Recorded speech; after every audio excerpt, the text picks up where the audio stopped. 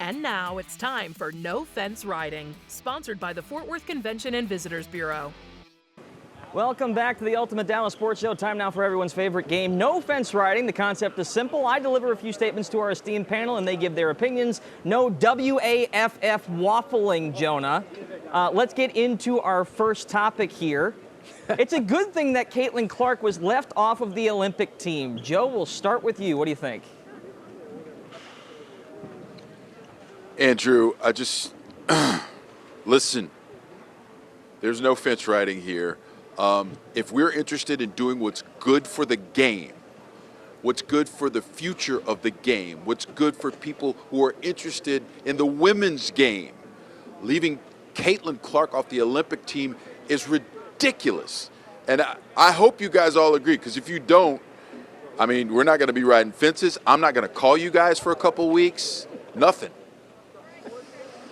I'll go the opposite way. I'll go the opposite way on this one. I think it's good for Caitlin Clark. Give her a minute. Yeah. She has been in the spotlight for so long through this season. Nope. Every single game has just been this Nope. huge emotional thing for her. In the WNBA, Nope. just every single moment of attention she could have has been on her. And give her a second to not be on the national stage. If I could plus one, Nick, I would do it right here. Jonah, what do you think? The millennials are on the same page. Yeah, I would say it's good for ratings if she was on it, but probably better for the team. I'd say they made the wrong decision for the right reasons. I think that makes sense. It's late. I have no idea. Okay, I'm sorry. That makes a lot of sense. Gotcha.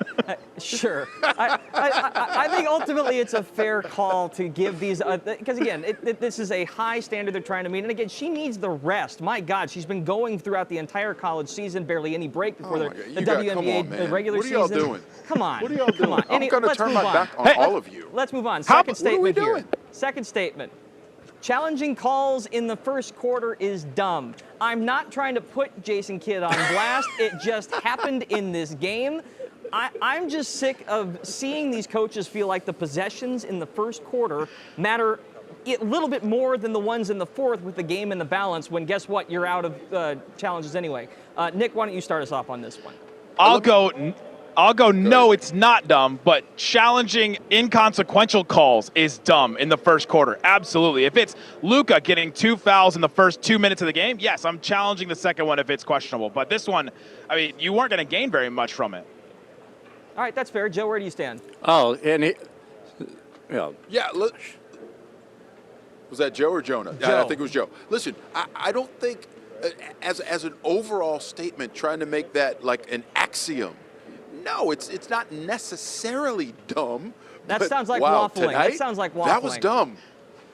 That's not waffling. No, I'm telling you, no, it's not dumb to challenge calls of the first quarter. But will there be instances where it comes off as dumb? Of course it will, because we saw it tonight. Fair enough. Jonah, where do you stand? Listen, I don't think it's dumb. You want to get off to a fast start against this team. Remember, they went down 29 early to the Celtics in game one. I think that at that point they figured every point mattered, and even if they don't get it, it's an early timeout, a chance to reset. I don't think it's dumb. Maybe the call was a little poor. I think that one should have been reversed, by the way. I agree with you on that stance. I'm just saying, feeling like a possession that early in the game is going to make a huge difference later on, I feel like that's overstating it, because the value of a challenge comes down to certain plays where, you know, a fingernail makes a difference on a turnover with 4 minutes left in the fourth quarter when it doesn't go to an automatic review. And guess what? You spent this challenge early in the first quarter just for a pace of play thing. That feels a little wrong to me. Anyway, on to the third statement now, our final one. This one set Boston sports on fire. Jaylen Brown is actually the Celtics' best player. Jonas, we'll start with you on this one. Did you say Jonah or Joe? Jonah. You're having trouble hearing me. But Jonah, yes. Yes. Actually, no, the answer is Peyton Pritchard is the Celtics' best player. Jason Kidd had it wrong the other day. I joke. I kid. No, I actually do think Jason's right. Jaylen has been the best two-way player for the Celtics all season. I don't think he's the X factor. I actually think Kristaps Porzingis is the X factor. When he's on the floor, their plus minus shoots up into the plus range. But Jaylen Brown, you're seeing it. He is picking Luka's pocket like multiple times a game. That just doesn't happen. That's crazy. And then for what he's able to do offensively, they haven't even needed him to kind of take over and hit shots from deep because they've just got a plethora of options. But yeah, I'm in agreement with Kidd. I think he's the best player. Nick, what do you think? Yeah, he's doing the most on defense, and that's the most effective part of the Celtics game so far. Is they've had a really, really excellent defense, and he's been the best part of that. And so, yeah, I think that he's their best player right now. Jason Tatum has not played 2 very good games. He had some good playmaking, things in this game where he had 12 assists. But yeah, Jaylen Brown's been better than Jason Tatum for sure. Okay, let me lean into the mic on this one. Joe, what do you think? Yeah, I got to tell you, before this playoff run, I would have thought that Jason Tatum was the better player. I have changed my mind because it's the two-way thing.